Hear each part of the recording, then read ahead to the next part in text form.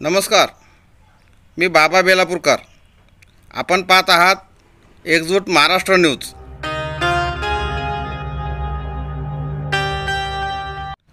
नाव आहे भगवान कोकरे.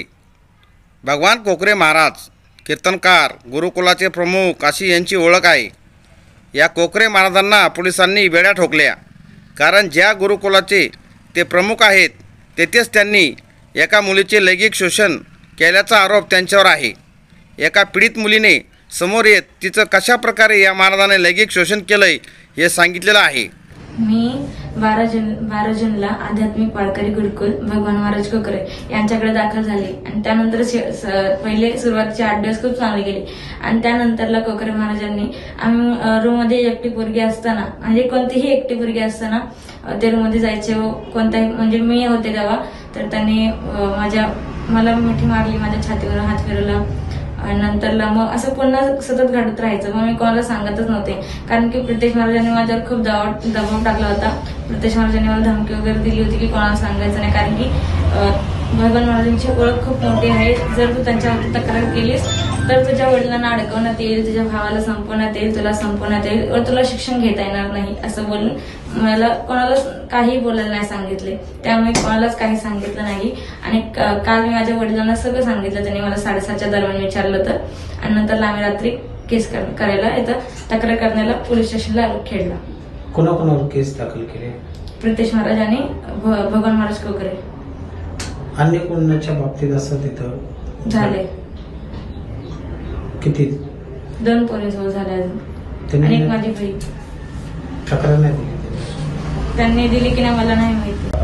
प्रवृत्तीला त्या महाराजांना काय शिक्षा झाली पाहिजे? त्या माणसाला जी शिक्षा दिली ती कमी आहे, कारण की त्या व्यक्तीने त्याच्या जागी जर त्याची मुलगी असती तर त्या माणसाचे हात काढले असते किंवा त्याला मारून टाकलं असतं. मग आमच्यासोबत जी गोष्ट घडली त्या व्यक्तीसोबत काय करायचं हे आम्हाला न्यायालयामध्ये न्याय मिळावा, किंवा त्याला फाशीपेक्षा जर अजून कडक कोणती शिक्षा असेल तर ती त्याला मिळावी. कोणाच्या दबावाने मी हे गुन्हा दाखल नाही केलं, तर जे माझ्याबरोबर घडले व इतर पोरींनी जे मला सांगितले तोच गुन्हा मी साहेबांच्या समोर दाखल केला, किंवा कोणाच्या दबावावर मी सांगत नाही. जो माझ्यासोबत घडले सगळं खरं प्रकरण आहे. अन्य ज्या मुली आहेत त्या समोर येणार आहेत का तक्रार देण्यासाठी? नाही, मला माहिती नाही. त्याचबरोबर हे महाराज कशा प्रकारे त्या गुरुकुलामध्ये अनेक मुलींसोबत अशा प्रकारचे कृत्य करतात असंही सुद्धा तिने म्हटलेलं आहे. नेमके हे महाराज कोण आहेत? त्या गुरुकुलमध्ये त्या मुलीसोबत नेमकं काय घडलं? या भगवान महाराज कोकरे यांचे बॅकग्राऊंड नेमकं काय आहे? या सगळ्या प्रकरणाबद्दल मी तुम्हाला माहिती देणार आहे.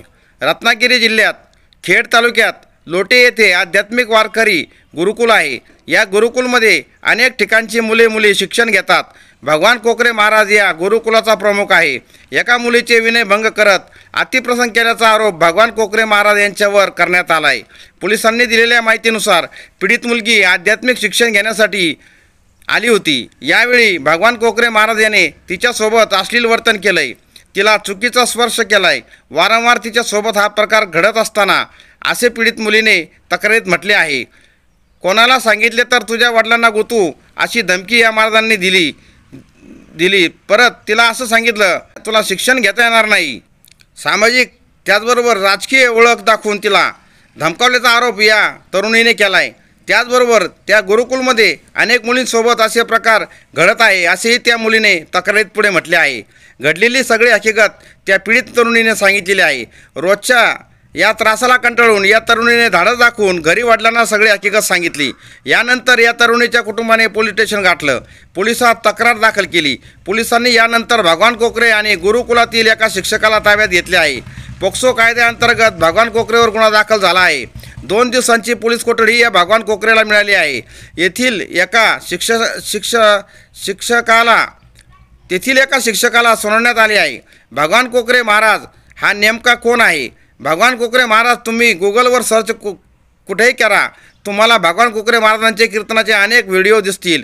कीर्तनकार, गुरुकुलाचा प्रमुख भगवान कोकरे याची गोशाळासुद्धा आहे. 2030मध्ये गोशाळेसाठी अनुदान मिळत नाही म्हणून 11 दिवस भगवान कोकरे महाराज यांनी उपोषण देखील केले होते. त्यामुळे सुद्धा भगवान कोकरे महाराज चर्चेमध्ये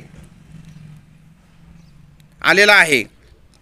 आता याच वेळी भास्कर जाधव यांनी भगवान कोकरे यांच्यामधील वाद सुद्धा उफाळून आलेला आहे. दोघांनी एकमेकावर बरेच आरोप केलेले होते. आता सुद्धा भगवान कोकरे यांचं प्रकरण समोर आल्यानंतर भास्कर जाधवांनी पत्रकार परिषद घेत गंभीर आरोप केले आहे. मतदारसंघाबरोबर नाही तर अनेक मुलींबरोबर हे प्रकार झाले आहेत. येत्या काही दिवसात या महाराजांच्या मठात ज्या ज्या पक्षाचे नेते आले होते त्या सगळ्यांचा आणि त्या सगळ्या पक्षांच्या नेत्यांना आसमान दाखवणार असं भास्कर जाधव म्हणाले. अशा प्रकारे जेथे गुरुकुलामध्ये मुलं शिक्षण घेण्यासाठी येतात, अल्पवयीन अनेक मुलं मुली शिक्षण घेण्यासाठी येतात, तिथं अशा प्रकारे एका कीर्तनकाराने गुरुकुलाच्या प्रमुखाने एका मुलीवर विनयभंग करणं, त्या मुलीने तसा आरोप केला आहे. त्याच्यामुळे या महाराजाला पोलीस कोठडीत सोडवण्यात आले आहे. या प्रकरणामध्ये पुढे काय वळण घेतंय, हे प्रकरण कसं आहे पुढं जातं आहे हे पाहणे महत्त्वाचे असणार आहे. पण गुरुकुलामध्ये अशा प्रकारची घटना घडल्यामुळे सगळीकडे हे ऐकून संताप व्यक्त केला जातो आहे. या महाराजांचे सुद्धा राजकीय कनेक्शन असल्याचे आरोप आहे. भास्कर जाधव यांनी या संदर्भात आरोप केलेले आहेत. तुर्तास एवढेच. भेटूया पुढच्या बातमीपत्रात. जय हिंद, जय महाराष्ट्र.